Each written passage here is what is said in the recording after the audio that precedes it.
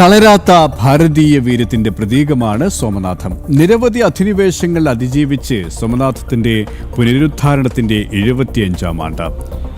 ഇസ്ലാമിക ശക്തികൾ തകർത്തെറിഞ്ഞ ക്ഷേത്രം പുനർനിർമ്മിച്ചത് പോരാട്ട വീര്യത്തിന്റെ തെളിവായിരുന്നു.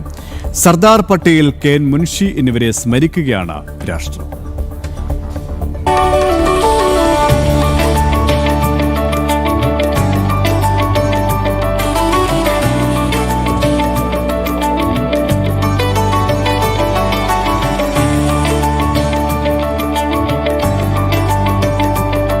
ഭാരതത്തിന്റെ ആത്മീയ ചരിത്രത്തിലും സാംസ്കാരിക പൈതൃകത്തിലും അതുല്യ സ്ഥാനമുള്ള ക്ഷേത്രമാണ് ഗുജറാത്തിലെ സോമനാഥ്. ഭഗവാൻ ശിവന്റെ 12 ജ്യോതിർലിംഗങ്ങളിൽ ആദ്യത്തേതായി കണക്കാക്കപ്പെടുന്ന സോമനാഥം ഭാരത പ്രതിരോധ ശേഷിയുടെ പുനരുജ്ജീവനത്തിന്റെയും പ്രതീകമാണ്. നൂറ്റാണ്ടുകളായി അധിനിവേശങ്ങളും ആക്രമണങ്ങളും നേരിട്ടിട്ടും ഉയർത്തെഴുന്നേറ്റ സോമനാഥ് ക്ഷേത്രം ഭാരതത്തിന്റെ ആത്മീയ ശക്തിയെ കൂടിയാണ് സൂചിപ്പിക്കുന്നത്. 1026-ൽ മുഹമ്മദ് ഗസ്നിയാണ് സോമനാഥ് ആദ്യം ആക്രമിക്കുന്നത്.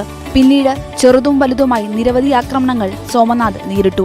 1947-ൽ ഭാരതത്തിന് സ്വാതന്ത്ര്യം ലഭിച്ചതിനു പിന്നാലെ സോമനാഥിന്റെ പുനർനിർമ്മാണം ദേശീയ അഭിമാനത്തിന്റെ ഭാഗമായി മാറി. സർദാർ വല്ലഭ്ഭായ് പട്ടേൽ ക്ഷേത്രാവശിഷ്ടങ്ങൾ സന്ദർശിച്ച ശേഷം പുനർനിർമ്മാണത്തിന് തീരുമാനമെടുത്തു. ഭാരതത്തിന്റെ ആത്മവിശ്വാസവും സാംസ്കാരിക അഭിമാനവും പുനഃസ്ഥാപിക്കേണ്ടത് അനിവാര്യമെന്ന് അദ്ദേഹം ഉറച്ചു വിശ്വസിച്ചു. കൈലാസ മഹാമേരു പ്രസാദ് ശൈലിയിൽ നിർമ്മിച്ച സോമനാഥ് ക്ഷേത്രം 1951 മെയ് 11-ന് അന്നത്തെ രാഷ്ട്രപതി ഡോക്ടർ രാജേന്ദ്ര പ്രസാദ് രാജ്യത്തിന് സമർപ്പിച്ചു. ഇതൊരു ക്ഷേത്രത്തിന്റെ പുനർനിർമ്മാണം മാത്രമല്ലായിരുന്നു, ഭാരതത്തിന്റെ സാംസ്കാരിക ആത്മവിശ്വാസത്തിന്റെ പുനരുജ്ജീവനമായിരുന്നു. എന്നാൽ ഈ വർഷം ആദ്യം ആക്രമണത്തിന്റെ 1000-ാം വർഷവും ക്ഷേത്രം പുനർനിർമ്മിച്ച് തുറന്നതിന്റെ 75-ാം വാർഷികവും ആചരിക്കുകയാണ്. സോമനാഥ് സ്വാഭിമാൻ പർവ്. ഇന്ന് ആ ചടങ്ങിൽ രാജ്യത്തിന്റെ പ്രധാനമന്ത്രി പങ്കെടുത്തു.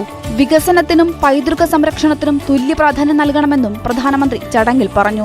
എത്ര കഠിനമായ കൊടുങ്കാറ്റുകൾ വീശിയടിച്ചാലും അന്തസ്സോടെയും കരുത്തോടെയും വീണ്ടും ഉയർത്തെഴുന്നേൽക്കാൻ കഴിയുമെന്ന സന്ദേശമാണ് സോമനാഥ് ലോകത്തിന് നൽകുന്നതെന്നും പ്രധാനമന്ത്രി പറഞ്ഞു. സോമനാഥിന്റെ കഥ ഒരു ക്ഷേത്രത്തിന്റെ ചരിത്രമല്ല, മറിച്ച് ഭാരതത്തിന്റെ ആത്മാവിന്റെ ചരിത്രമാണ്. ന്യൂസ് ഡെസ്ക്, ജനം.